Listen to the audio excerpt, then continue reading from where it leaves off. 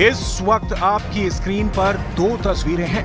पहली है तुर्की के राष्ट्रपति एर्दोआन की और दूसरी है इराक के पूर्व राष्ट्रपति सद्दाम हुसैन की। एक साथ इन दोनों की तस्वीरें पूरे वर्ल्ड में वायरल हो रही हैं।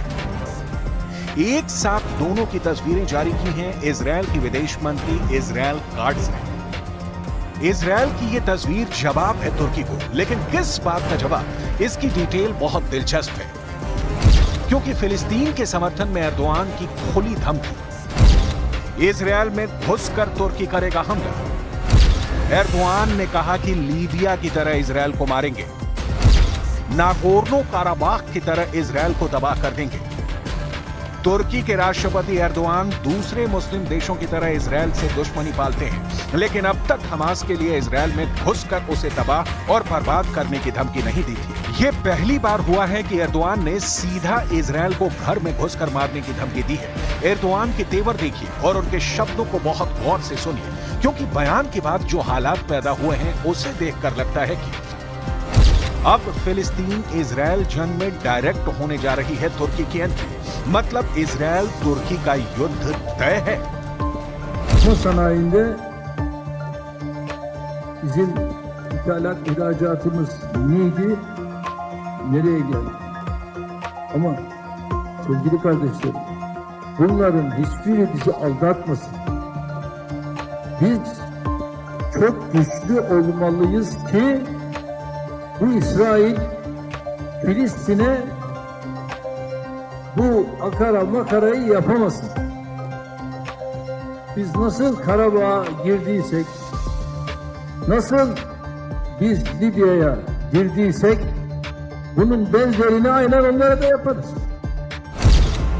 एर्दोआन के बयान के जवाब में इजरायल ने तुर्की को चेतावनी दी। इजरायल ने कहा कि एर्दोआन का अंजाम इराक के पूर्व राष्ट्रपति सद्दाम हुसैन जैसा होगा, जिसे फांसी दी गई थी। इजरायली विदेश मंत्री इजराइल काट्ज ने एक्स पर पोस्ट में लिखा, इजरायल पर हमला करने की धमकी देकर एर्दोआन सद्दाम हुसैन के नक्शे कदम पर चल रहे हैं। उन्हें याद रखना चाहिए कि वहां क्या हुआ और कैसे खत्म हुआ।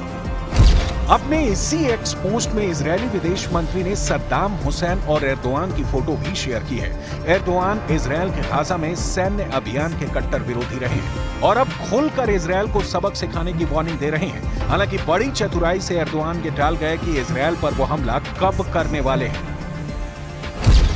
एर्दोआन ने अपने बयान में जिस लीबिया और नागोर्नो काराबाख की तरह इजरायल में घुसने की धमकी दी है, उन दोनों जगहों पर तुर्की ने क्या किया था, इसकी डिटेल आपको आगे दिखाएंगे।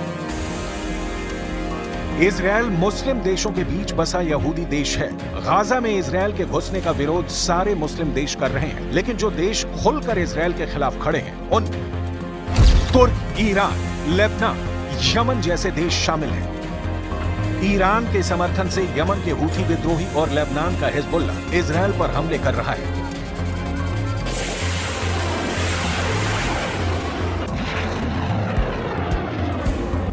तुर्की के राष्ट्रपति एर्दोआन जिस लीबिया और नागोर्नो काराबाख का जिक्र कर रहे हैं, उसके बारे में आपको जरूर जानना चाहिए।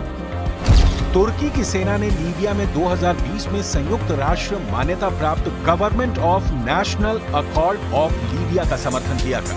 लीबिया के प्रधानमंत्री अब्दुल हामिद अल दबीबा को तुर्की का समर्थन मिला।